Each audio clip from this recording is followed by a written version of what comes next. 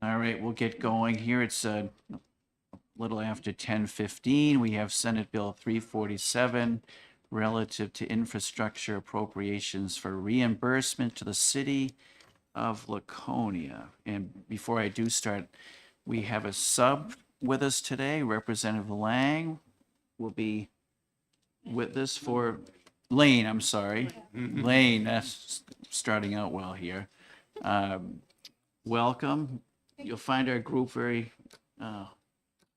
good to work with, and we got a good team here. So welcome, and she'll be filling in for Representative Hewitt, who is out.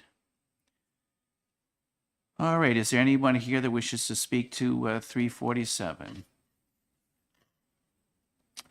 Members of the division, any comments, recommendations? I will point out, and thanks to the work that Melissa has done, as you probably already know, the sale has on the Laconia property has fallen through, and we did hear this bill back on the 17th of April. It came out of the Senate on a voice vote.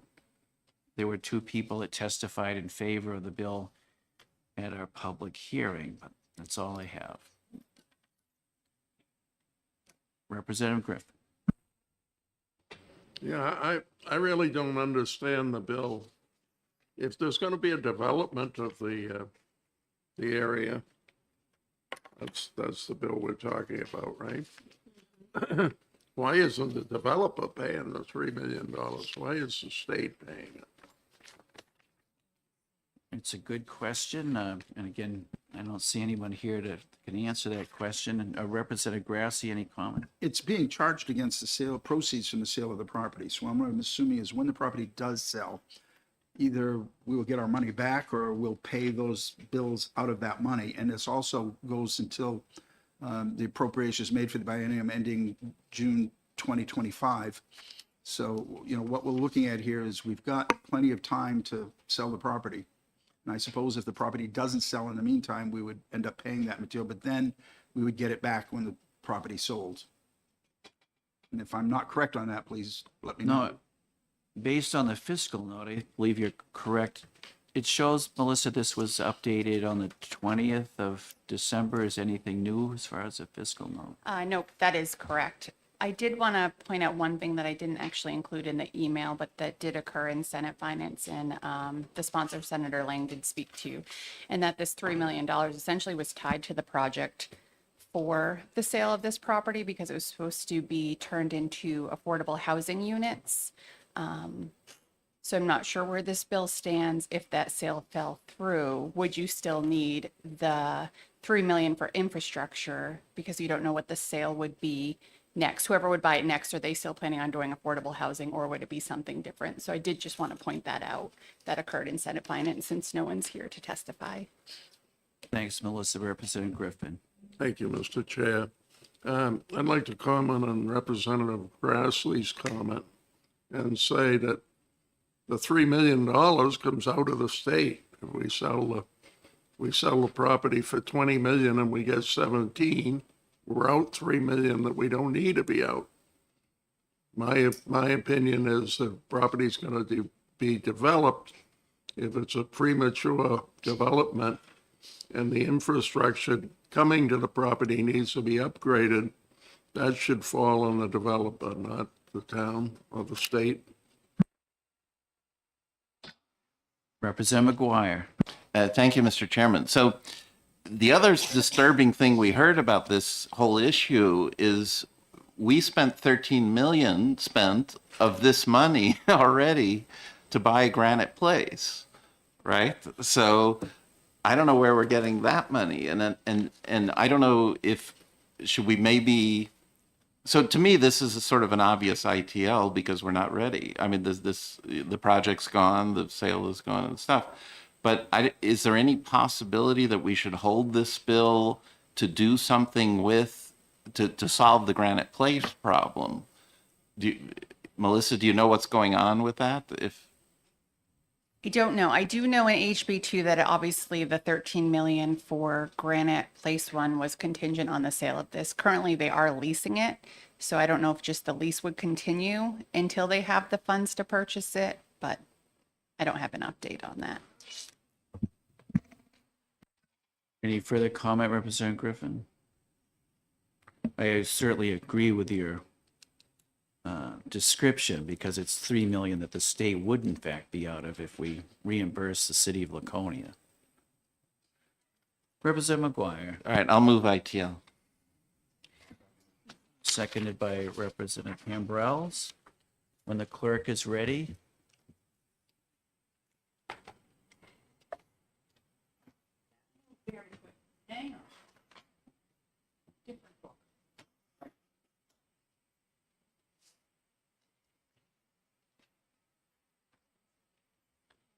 $347.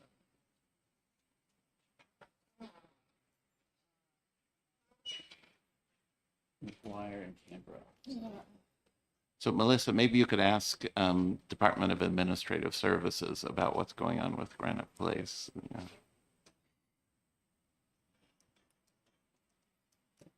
Okay, so SB 347, the motion is ITL. Representative McGuire, Yes. Representative Griffin, Yes. Yes.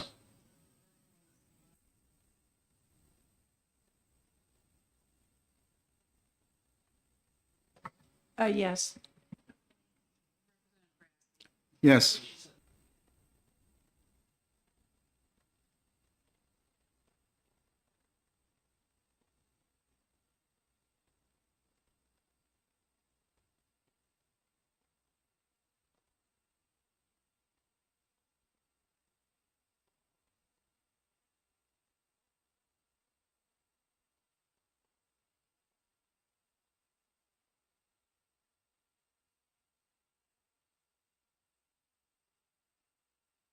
You know, let's see, what's today? Okay, the McGuire Yeah, motion of 7-0, ITL thank you. passes 7-0. We do have 5 minutes. Yeah, I'm going to see if I can.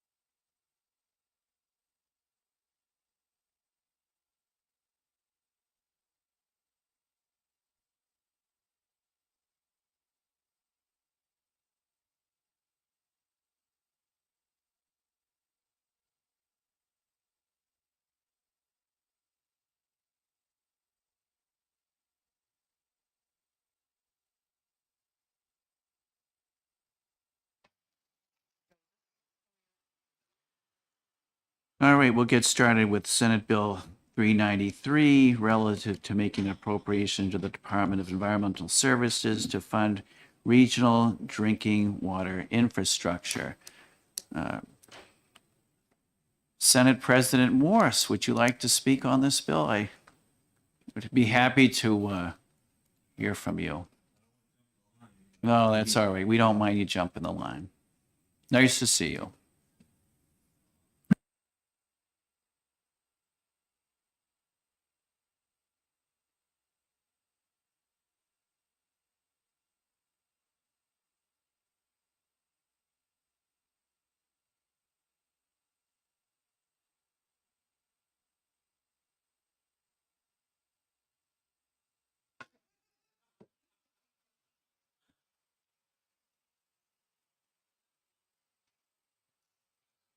Mr. Chairman, thank you.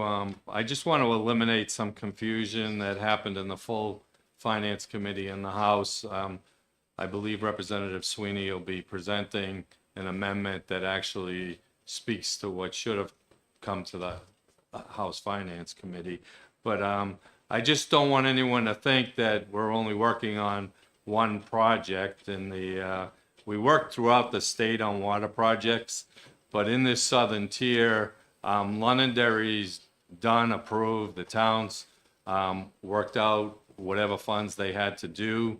That's the top one that I presented to you.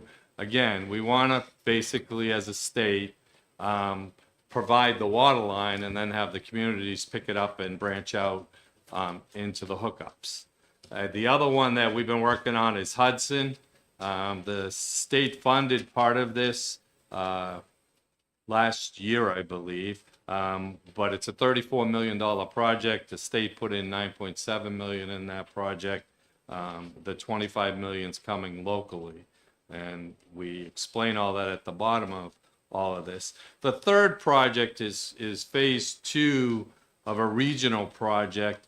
The Senate, when the original project was presented, which quite honestly hit the House Finance Committee, a $25 million project, the Senate asked us to take a look at phasing it in. We worked with the department, and if you want pump details or water line details, everybody behind me can answer all of that.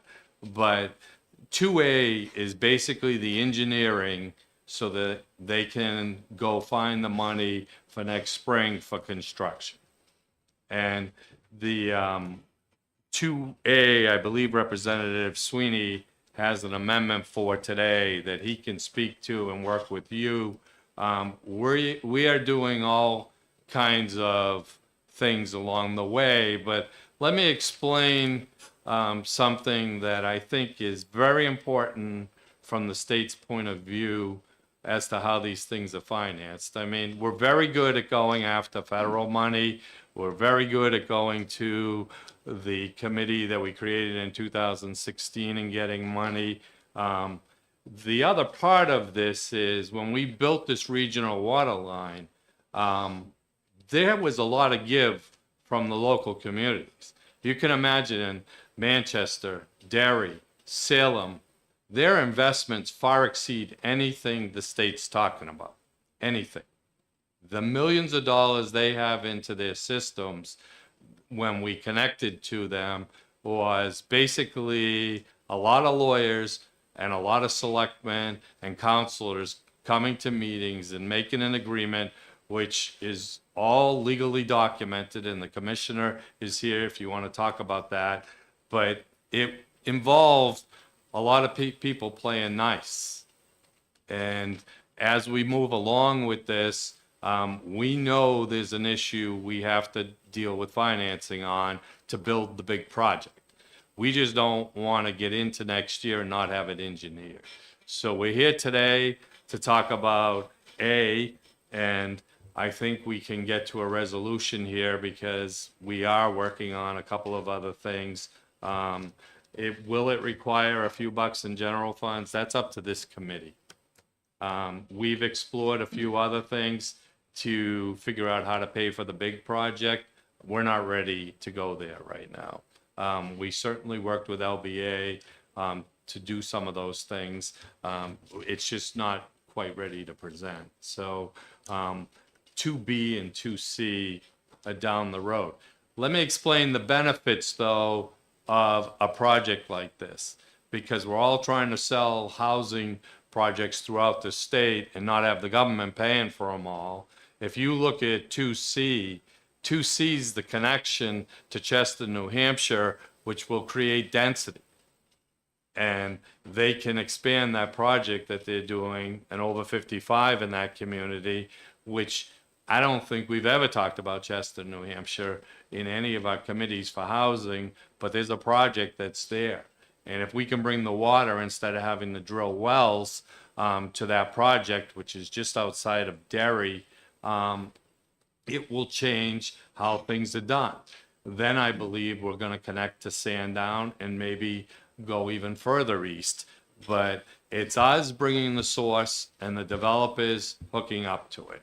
And that's what we're trying to do with all of this. I'll take any questions you have on it, but I just wanted to show some insight on how much is going on in the department to make all these projects work. They're attending meetings nightly in our communities to make sure we keep going with these projects. Representative McGuire has a question. Thank you, Mr. Chairman. Thank you for taking my question. Am I right that the New Hampshire Drinking Water and Groundwater Trust Fund, the way it works is that it makes loans to local projects and then gets paid back by those projects? They do both. So there was about 280 million when we started in 16. I think there's 90, 89 million, 90 million available right now in there. Part of it's in loans, part of it's in grants. The state's position when we built that committee, we had 280 million with $800 million worth of problems. So we were basically going to be a third of it, whatever we were talking when we were talking to people. So as Representative Sweeney, which I tried to teach him what our thoughts were, there's 6.5 million here. You have to figure out how to pay for 2 million, 2 million, and 2 million. And the communities, while you're doing this, are applying for grants and doing what they have to do. So I think what on this upfront project, we are working on a grant that's probably going to happen so the communities can bring their third. But all the communities are tied together on that application on this regional one. So it's a big deal. Thank you. Follow up? Thank you. So you mentioned Chester, but looking at the three maps here, 2A, and 2A, 2B, 2C, I don't see any lines getting into Chester at all. Yeah, if you look at East Derry route, which would be on 2C. Okay. Can you see that one? Yes. Solid blue line. Where the second square is there, you'll see on one of these documents the developer is willing to put up the money to bring the line to his project. So if we can get it to there, the developer will hook up to the project. I see. Thank you. Further questions of, yes. I just had a really basic question. When you say we, who is we, or are you representing a group or the commission? Or I got yourself? dragged into the state Okay. side of it about a year ago when I had left the State House, if you hadn't noticed. You probably noticed in your budget because I'm not sure how you got to 18 and 19%, but in any case, the commissioner asked me to help and get back into putting these projects together. So it was extremely important when you appropriated the 9 million for Hudson to work with them and get that going, because that has ties to Wyndham, the backup supply for Londonderry, and to get into Pelham, which had MTBE contamination, which is kind of phasing out. But then you have the Londonderry one, which is probably the most contaminated when it comes to PFOAs. They have about half the units in the state are in Londonderry. So we were trying to get a source into Londonderry. It was a big deal. We have testified locally, and we just keep pushing it along. I mean, in 2016, I was surprised as you are. The governor was speaking in the House and at the rostrum and told me I was in charge of this. So I've been working on it since 2016. But it's everywhere in the state. So if you need other information of what's going on in all parts of the state, Peterborough Jaffrey, the chair knows we did a major project to Millipore over there. It was a project that brought 500 jobs to a company. So, and it's the way we're trying to think a little unique, right? The community came in here, we financed about a third. We financed about 3 million, I believe, in that project. The $10 million bond that was taken locally, the company agreed to pay. I mean, those are the kind of things the state should be looking at and finding ways to get these projects done. So that's what we're doing in all these cases.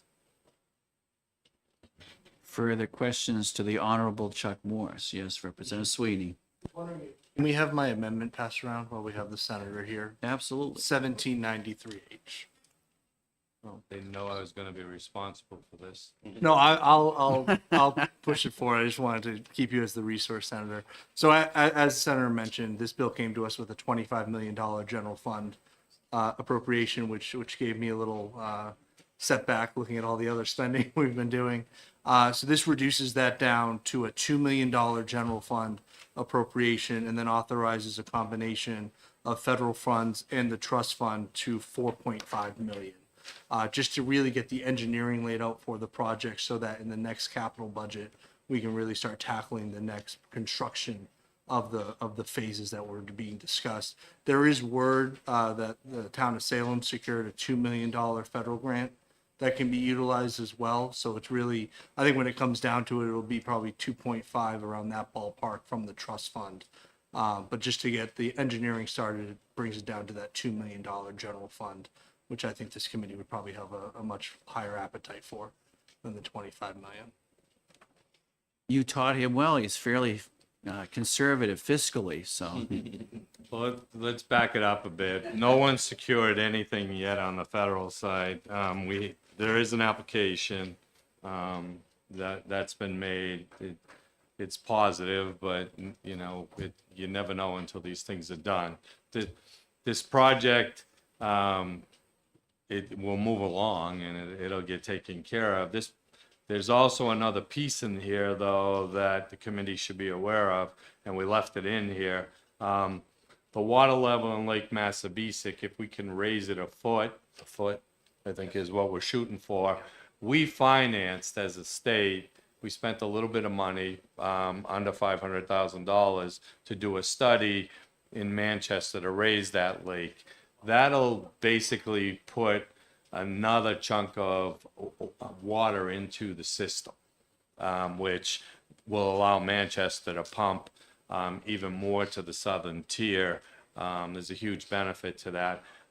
That is being chased in federal funds.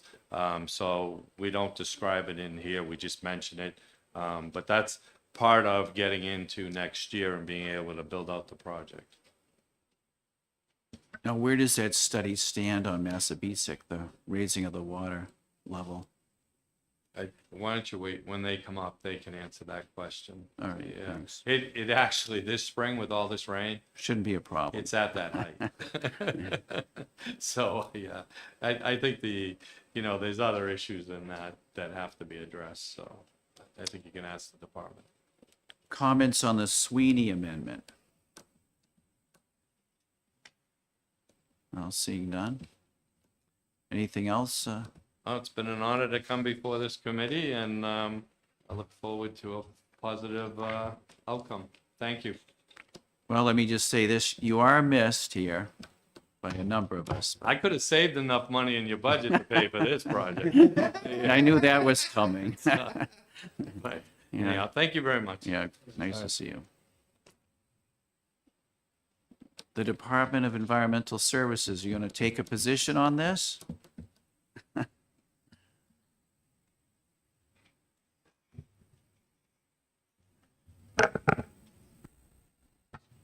Good morning, members. You know, I always get confused. A red light to me should mean it you can't talk yet, but anyway, sorry. Bob Scott, Department of Environmental Services. So the department hasn't taken a position on the funding for this project, but we absolutely support the project, and we're very involved in the project. And if I could echo a couple thoughts that the senator made, to date, all the work we've done in the Southern New Hampshire tier, I'll equate it to synchronized swimming, if you will. So, you know, it takes the cooperation and the resources of the local communities. The work that has been done that's gone through them, they effectively act as a general contractor for it, and devote all those resources. So there's significant in-kind match even when they do get grant money. And then, as the senator mentioned too, what we're doing is the whole model is leveraging their existing infrastructure that they have and their willingness to utilize that to pass water through to other needed areas of the state. So perhaps I know the chair asked about the Lake Massabesic study. I have with me Mike Unger, who's the project engineer for everything on this paper. Perhaps he can give you an update if the chair would like on when that will be finished. Good morning. So it's a feasibility study that Manchester Waterworks has an engineer under contract and paid with grant funds from DES, and it's underway now, and the final deliverables due in the fall. And the goal is to identify any red flags, and then develop a cost estimate for the final design and construction. When's the date? Oh, September is when it's due. Yeah, Mike Unger. Have there been any problems, at least, that have surfaced yet as far as raising the level by a foot, or? No, I mean, there's the things that you would expect. We're looking at some of the culverts, crossing roads, looking at maintaining the flows downstream. And, right now it's just conversations with the different permitting authorities to make sure that the process is outlined, but nothing surprising. And I think the concept where the money would be likely to be needed is to again, raising the level means some dam improvements need to be made to that impoundment. So there's some work to be done on the dams. The good news is Manchester Waterworks controls not 100%, but most of the easements around the water body itself also. So that's the good news.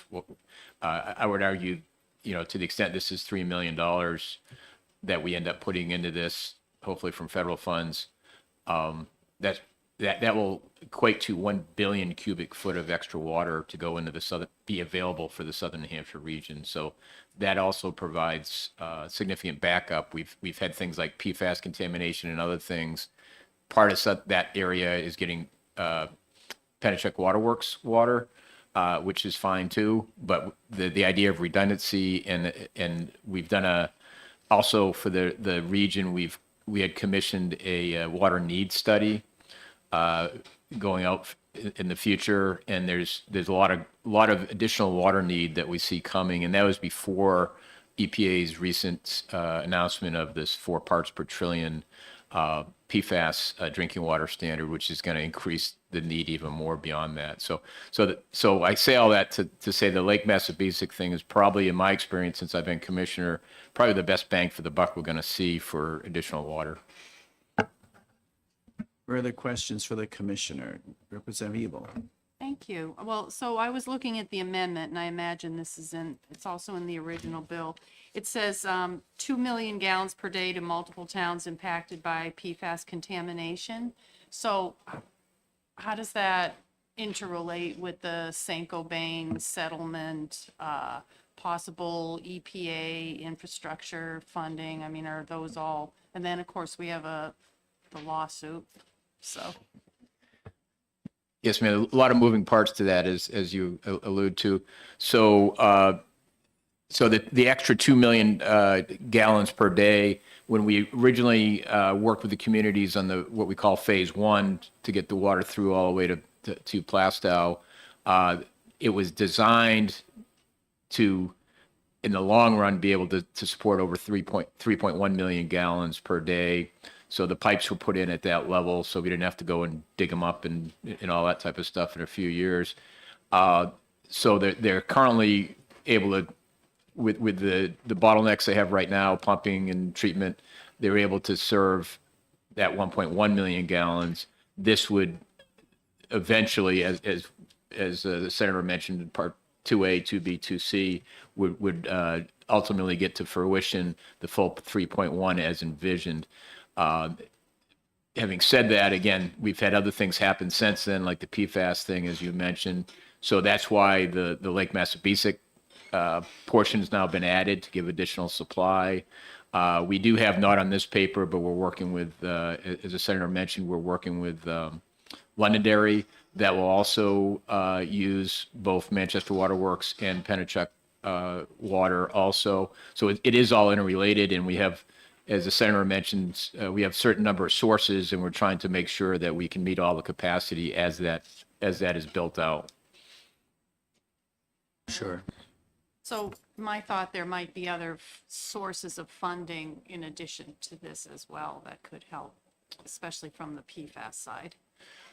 Potentially, yes. So that's one of the reasons why on the chart you see federal funding. That's a potential for federal funding. Also, once the water mains are put in, you also have to get the water to the final end. That's definitely an area where that type of money could be used. Seeing no further questions, the division okay with this Representative Sweeney's amendment? Just show of hands, please. All right.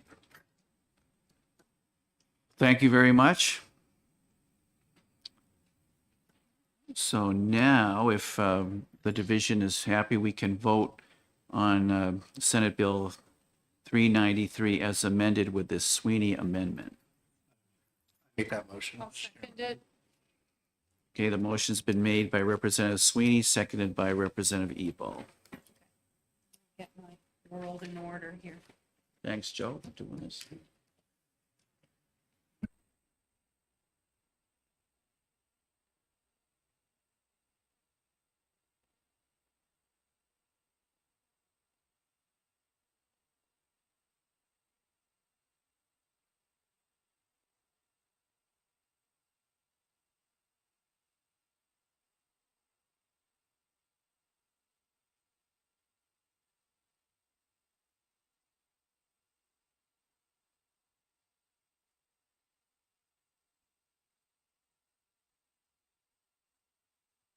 Yes.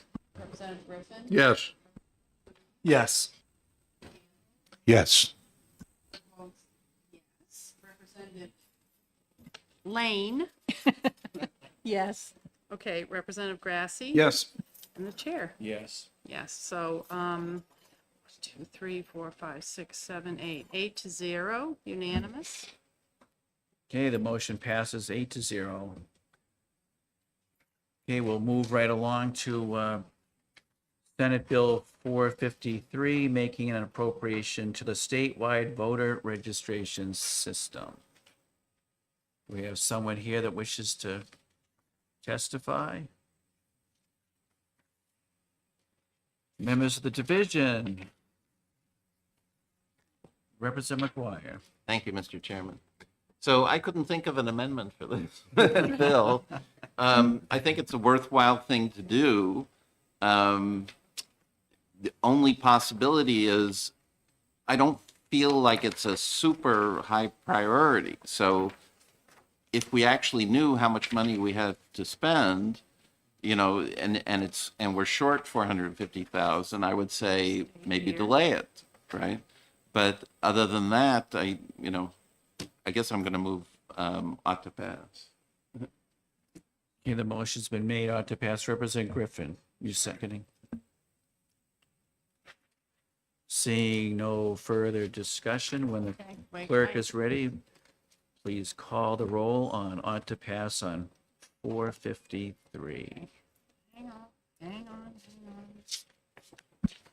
I mean, perhaps because Representative Lane is a member of the Election Law Committee, she would like to comment. We'll certainly comment, Representative Lane. Please support this. It's been a high priority of the election committee for several years. Yeah, I told you we're good.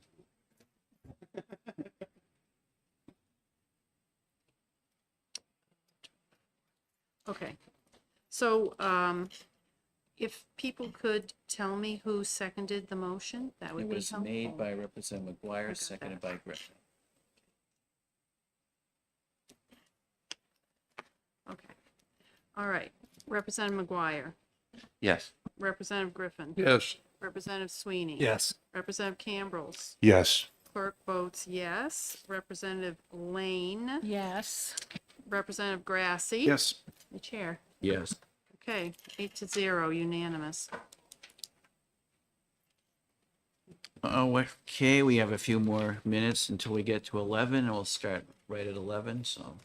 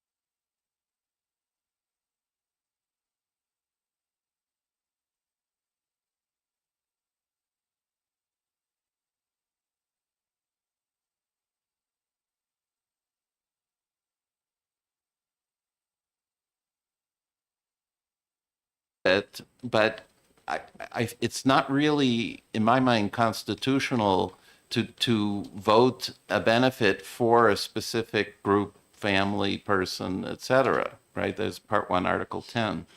But I think that, I mean, this particular case is one that should be, should have such a benefit.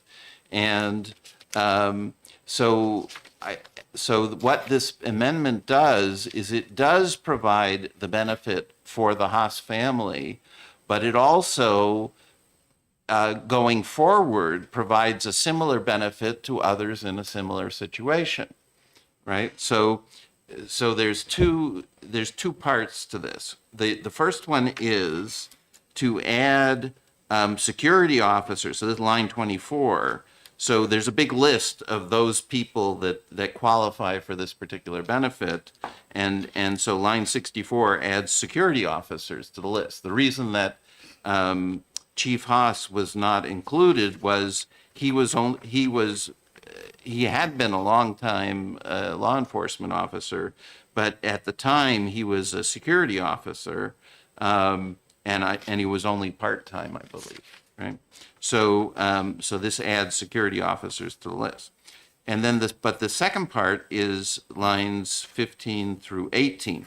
So 2 years ago, the benefit in question added suicide to the possible causes of death that include this.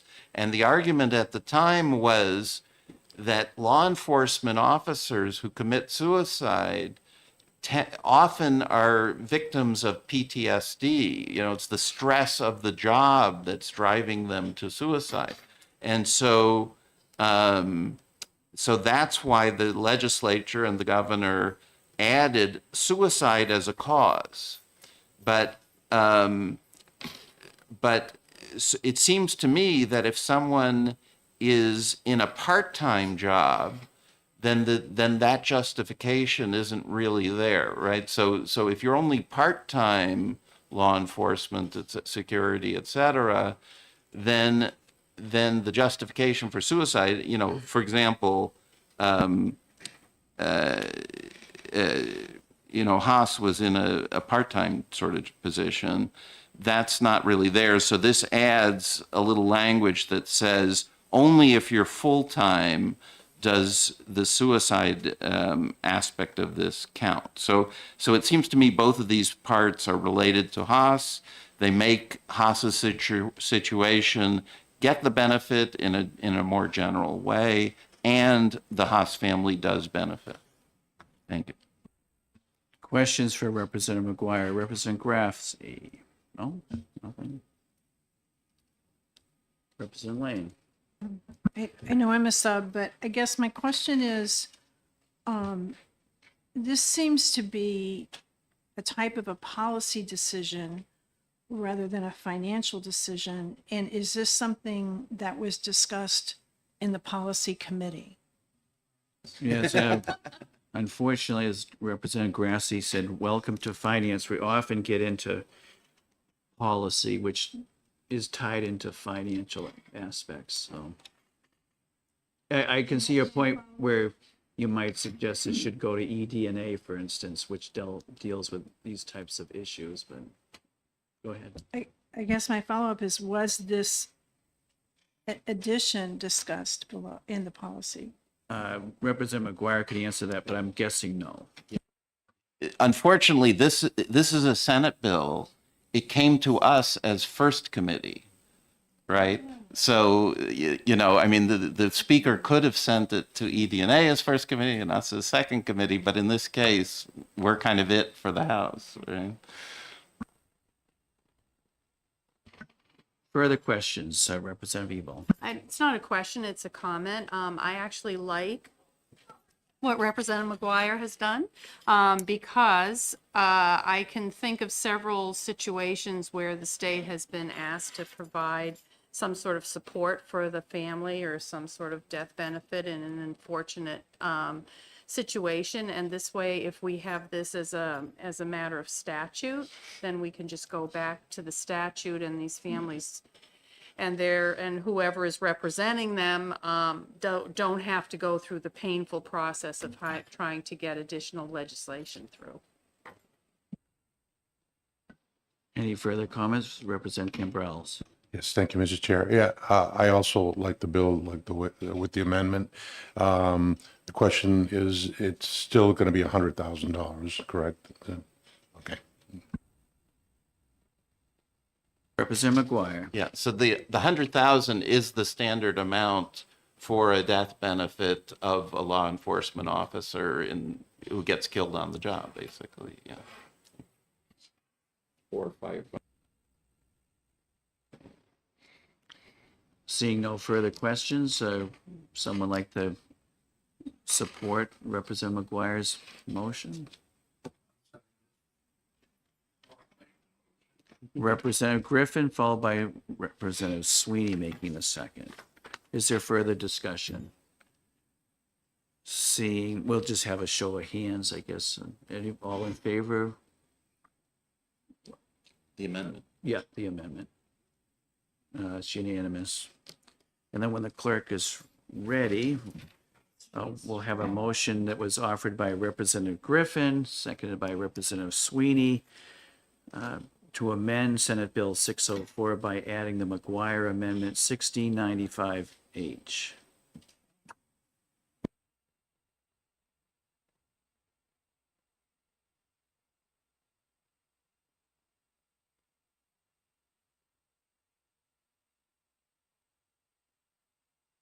Yes. Yes. Yes. Yes. Representative Lane, Yes. Representative Grassy, and the chairman. Yes. 8-0 unanimous. All right, we only have 5 minutes. One year. Guess what?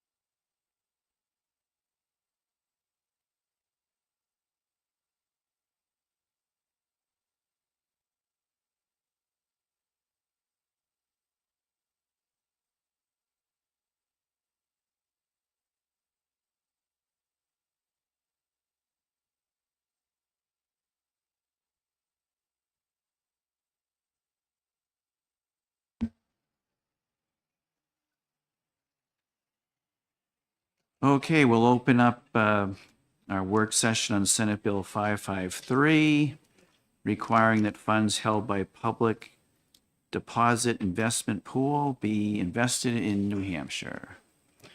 Does someone here like to speak to the bill? I know from Senator Rosenwald, there's an amendment that someone's going to present. Melissa? Okay, thanks. Senator Rosenwald, you're welcome to come forward if you'd like. I believe you have an amendment.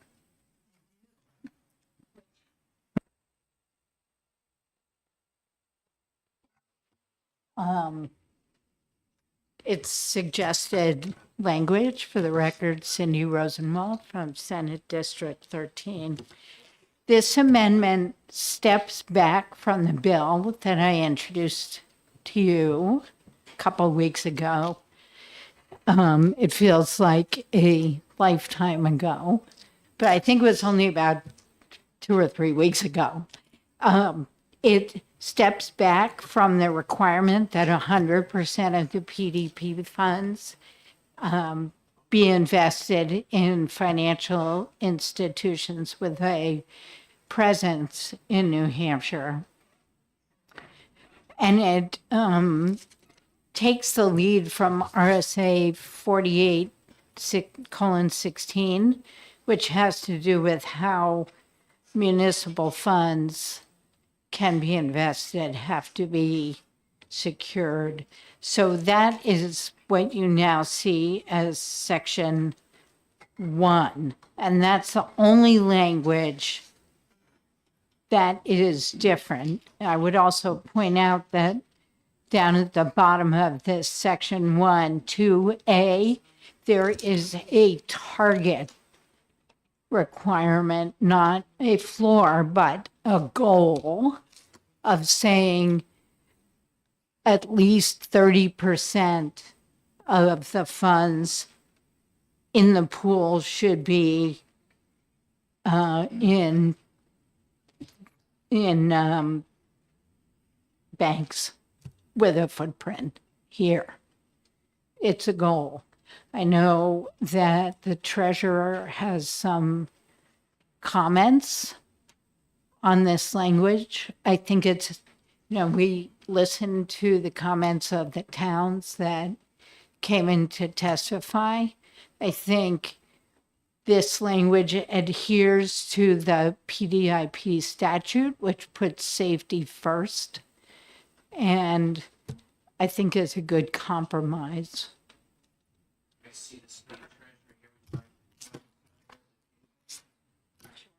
Do you want me to read? Oh. No. Okay. This is stand on the chair.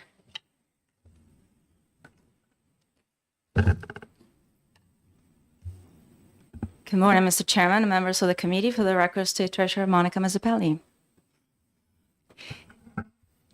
So Senator Rosenwald was very kind to share that amendment with me, and was able to review the amendment. And I think it's clear that there is this understanding that based on the feedback from the public hearing, and that's why this amendment was developed.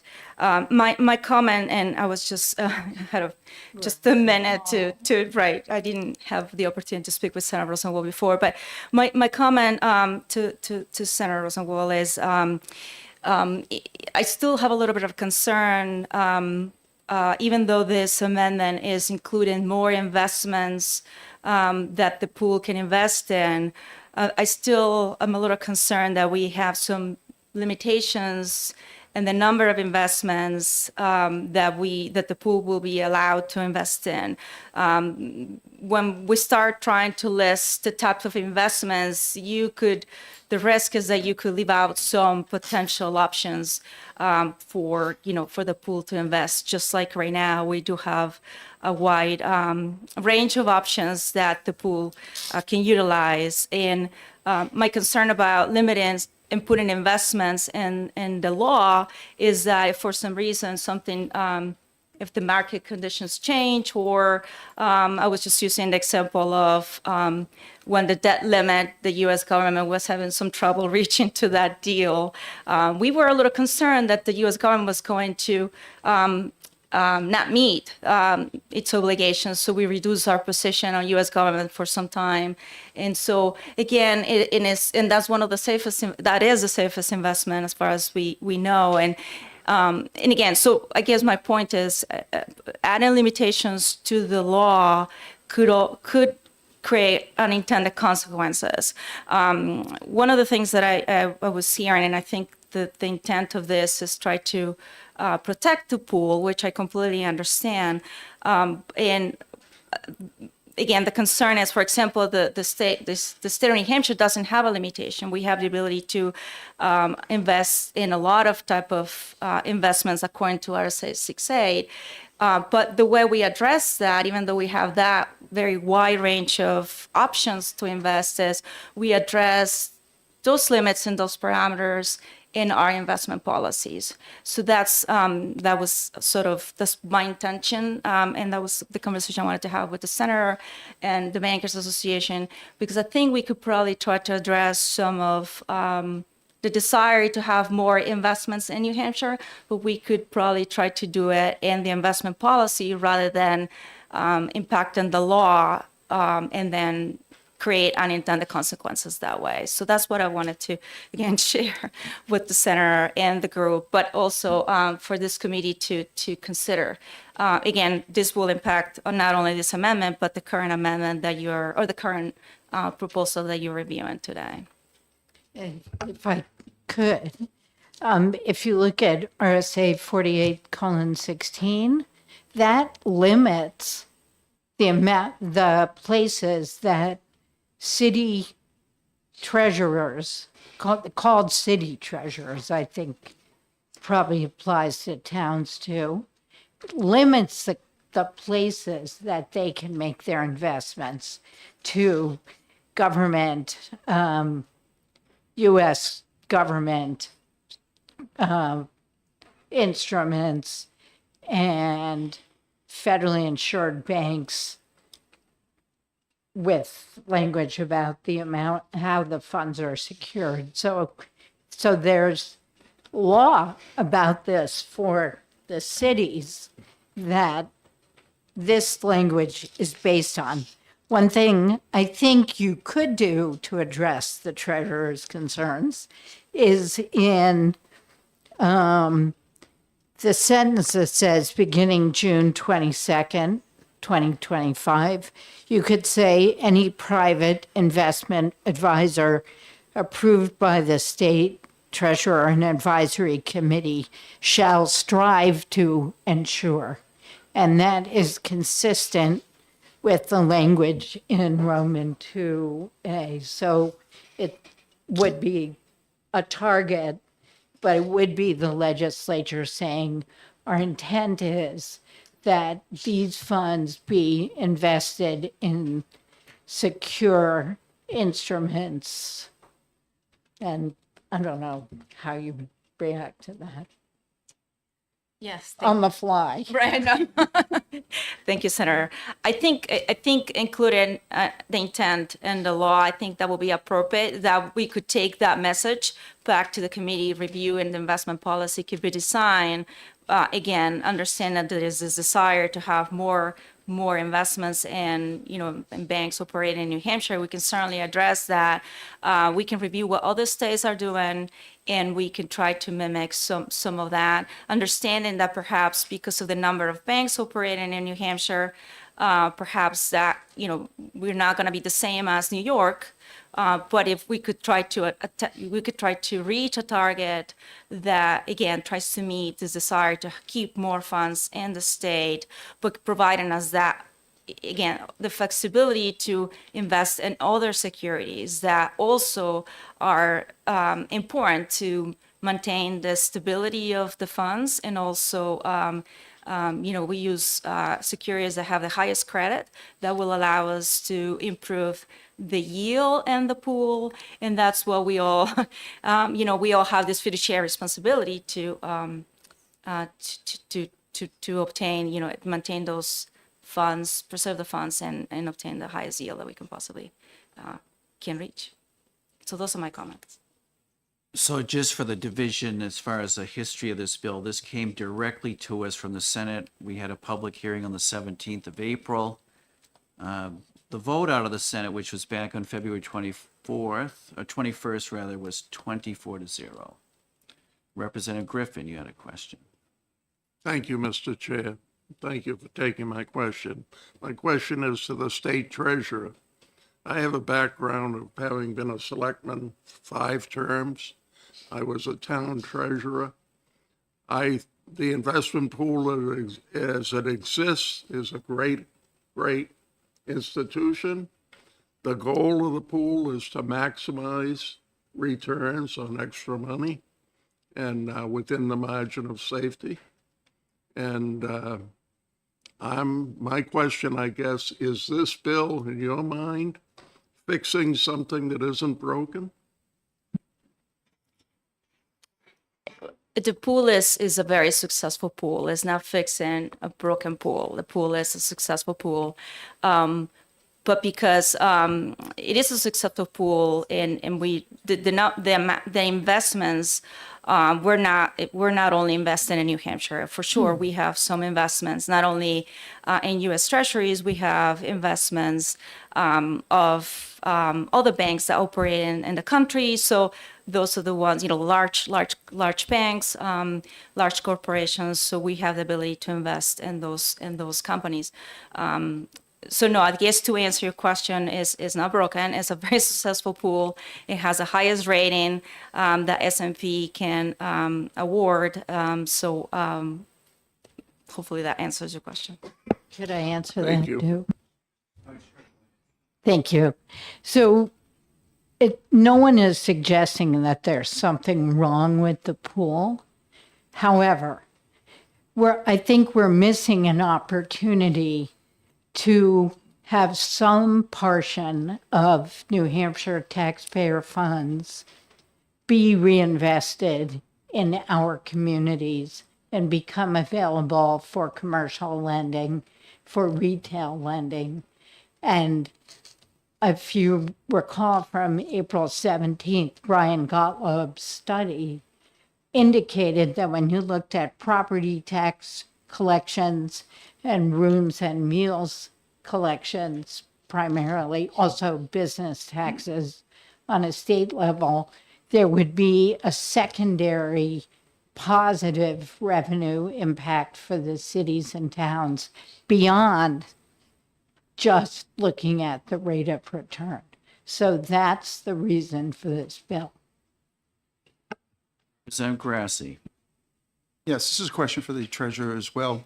The city of Rochester does not belong to the pool. They're not investing in the pool. They invest their money in a private investment firm.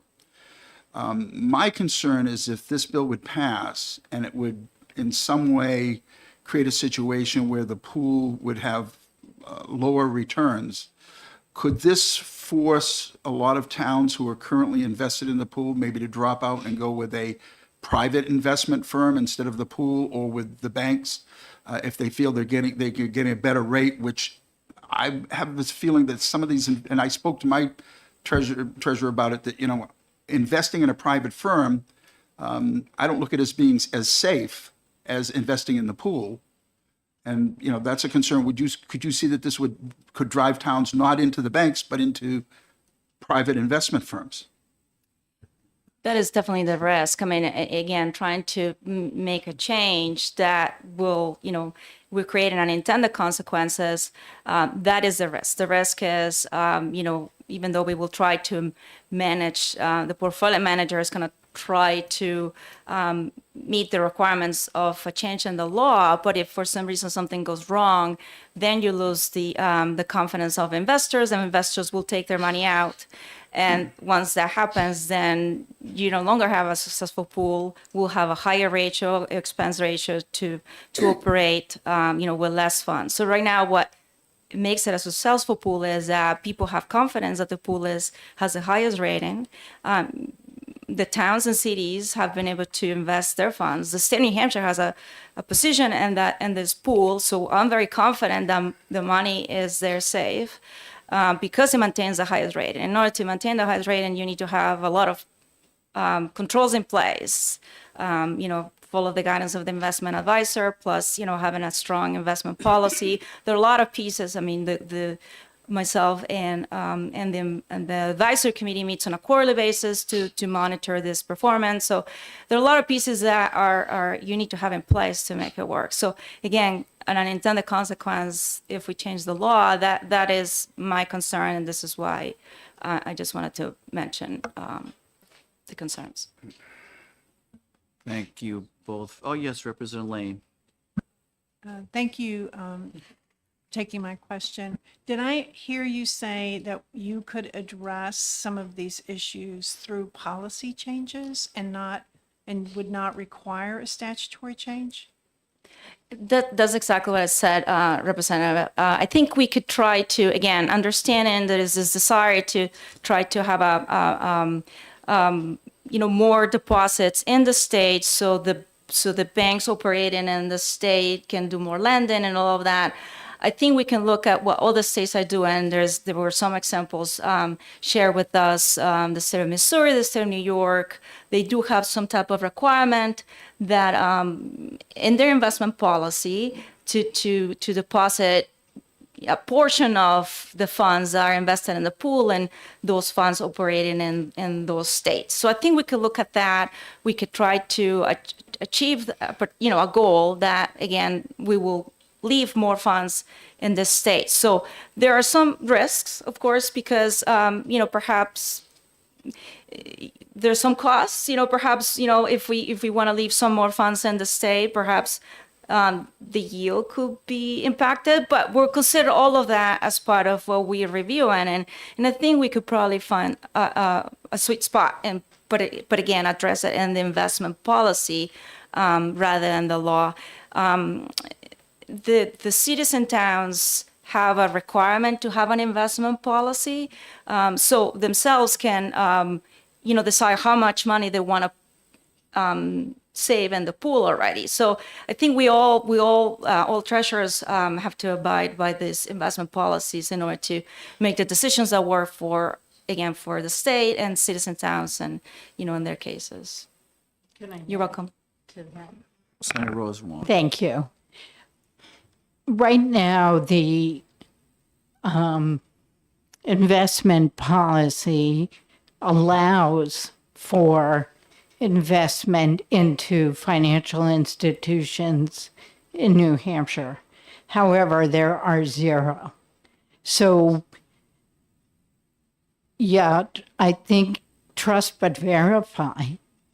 If our goal is to maintain the safety, which is the top priority of the PDIP in statute, but also ensure a good return and finally grab those tax revenue impacts that we know we will get, I think it would be wise to move forward with at least targets on what the investments can be and what a goal for banks is, but not set an absolute floor, because we can leave it to the investment policy and then just not see a change. Representative McGuire has a few questions. Thank you, Mr. Chairman. Thank you for coming. Madam Treasurer, there's an advisory committee that you are a member of and sets policy for the fund. And that advisory committee has some members of New Hampshire bankers on it. Are the meetings of this committee contentious? I mean, do you is it all against the bankers or something like that? Or is everybody generally in agreement on decisions? Thank you for the question. this bill has made some interesting reactions, during the meetings. But I think my experience with this board has been, always everybody gets along fine. It's just I think the discussion, again, the discussion related to this bill has become a little more contentious during our meetings. But I think, that's another opportunity, I guess, going forward. I think, having the members from the Bankers Association and also members of participants of the pool, I think going forward could allow us to, again, what Senator Rosenwald is trying to accomplish here is to try to find a compromise, right? To try to, it is correct that this pool has not been able to leave funds in the state, but it is possible to put a mandate in the policy and try to achieve that. We can certainly look into that. I've had the oversight of the pool only for less than a year, so we haven't had the opportunity to review all aspects of, what the pool should be reviewing. The investment policy has been around for some time, so this is also an opportunity to review the investment policy with the committee members. Hopefully I answered your question. Yes, thank you. Thank you. May I follow up? Sure. Thank you. So the key part of this bill that it seems to me is on line 9, the words insured or collateralized. So my maybe naive understanding, when I invest in, say, a CD or something, I get FDIC insurance, but it's only up to $250,000. And so I'm careful not to put more than that in any given bank, right? For some strange reason, I can have as arbitrary amount of FDI insurance if I put some in this bank and some in that bank, some like that. But if I put it all in one bank, it goes away, it's not there. But this is way more than $250,000. So I assume what this is talking about in terms of insurance is not FDIC insurance. Am I right or am I wrong? I think it could be a combination of I think what the bill is saying, it could be a combination of FDIC insurance and other type of collateral. Some banks use some products that utilize FDIC insurance, and this particular product goes and finds collateral in other banks throughout the country. But there are other forms of collateral. It could be U.S. Treasuries, other obligations, letters of credit. Those are common and more secure ways to collateralize, in addition to FDIC insurance. All right. One more. So if something is insured or collateralized, is that kind of the difference? The reason that causes lower interest rates is because what you're investing in now is something like commercial paper, which doesn't have insurance, and this would, and therefore one is a higher interest rate and the other is lower. Is that right? I think the interest rates depend on the banks. All banks have different policies, and they have the ability to set different rates. Collateral definitely costs. There's a cost. I don't know exactly how much. I think there's one bank mentioned 12 basis points for the cost of collateral. But I think that I'm not really sure that's across the board, but it does cost money. So I think the rate is impacted by their business and also their ability to collateralize funds. Thank you. Are we ready for a motion? Or Are there any more questions for the state treasurer or Senator Rosenwald? Seeing none, we are ready for a motion. Representative McGuire. So I'd like to move interim study, and I'd like to talk about that. And it's seconded by Representative Weiler. So I spent some time yesterday with OLS to ask about, to talk about possibly amending this bill, because my original thought was, what we heard at the public hearing was that the people who are invested in this bill, the various town treasurers, county treasurers, and so on, they liked it and they don't want us to mess with it, right? And so, I had the idea that, well, but on the other hand, in deference to the Senate, which was unanimous on this bill, why don't we have two pools, right? And let the people who invest in it decide, do I want it the one way that we have it now, or do I want it the way that this bill would change it to, and then let the various counties and towns and so on decide how do they want to invest their money. And so I went around with with OLS talking about that, and it turns out that effectively what we have now in law is that, right? Because there's a law which tells towns, here's how you can invest your money. And one choice is PDIP, and the other choice is banks, right? So, okay, all right. But there is yet another, maybe there's another section, and maybe it's certain kinds of funds, certain kinds of town monies can't be that way. I don't know. Anyways, what we saw in the law was it's either PDIP or banks. Maybe there's some other choice that we miss. But the point is, it seems to me that we already have a lot of choice, right? And so therefore, the amendment I was considering didn't make sense to me because it seems to be that's what existing law is. And so, but maybe there's a germ of an idea here, and so therefore interim study instead of ITL. Representative Griffin, followed by Representative Grassi, I think had a question.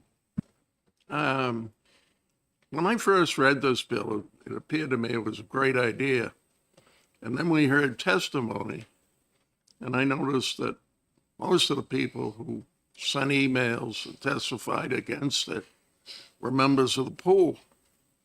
And most of the people who testified for it were not members of the pool. So I changed my mind 100%. I would ITL this bill, but interim study is better than passing it. Yeah, I mean, this is one of the things that when I sit down with my finance director and we talked about where Rochester invested their surplus funds in Bar Harbor Trust. It's formerly a Rochester company, so they have some, some personal relationships there, I suppose. But the concern that I had, and I expressed to them, and I said, what are you getting for a rate? And I said, you could probably get a better rate with the pool.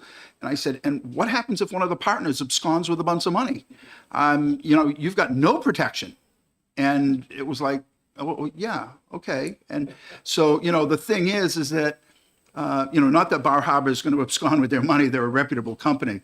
But the thing is that a town could invest in a company like that, which would be very unsecure. And that's the concern that I have, is that, you have more choices.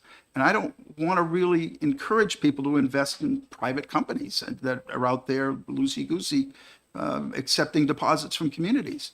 They may come up with a good proposal for you and you invest your money and then all of a sudden the money's gone. I think what we have now is a safe situation, and I would hate to see that change. I'm not opposed to ITL to take a look at this, but interim study. I'm not opposed to interim study to take a look at this, but my town has said, we don't think it should change, and my county has said they don't think it should change. So. Representative Sweeney. Thank you, Mr. Chairman. I do appreciate everyone's position on this. Only wondering if the committee would indulge a day delay on the vote till tomorrow afternoon. There may be an agreement that can be reached on some version of the bill if we just had an extra day. If that would be acceptable with. I would support that. I mean, there's so much interest and concern on both sides in this bill. I think it makes good sense not to act really hastily on it. Representative McGuire, are you okay with that? It's really, are you, because you won't be here tomorrow. So. Representative Hacken Phillips will be sitting in for me tomorrow. So okay, yeah, I don't mind. It's similar to interim study, right? A delay. 1 day of interim study. All right, so we will recess this until, let's see, End of the day list tomorrow. at 2 o'clock tomorrow. All right, so just so it's clear, this will be heard again tomorrow at 2 p.m.